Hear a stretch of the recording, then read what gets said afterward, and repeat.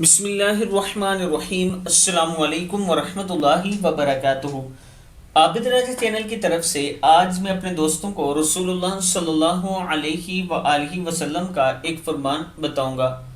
مومن کے لیے کیا مناسب نہیں۔ حضرت حذیفہ رضی اللہ تعالیٰ عنہ فرماتے ہیں کہ رسول اللہ صلی اللہ علیہ وآلہ وسلم نے ارشاد فرمایا، مومن کے لیے مناسب نہیں کہ اپنے آپ کو ذلیل کرے۔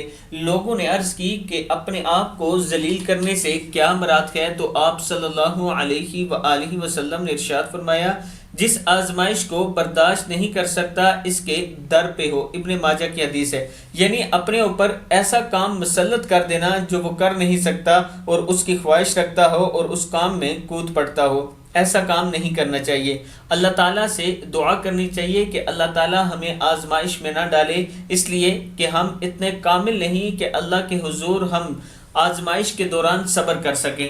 آپ دوستوں نے اس ویڈیو کو آگے ضرور شیئر کرنا ہے، اور اگر کسی دوست نے ابھی تک ہمارے چینل کو سبسکرائب نہیں کیا تو ضرور کر لیں۔ السلام علیکم ورحمۃ اللہ وبرکاتہ۔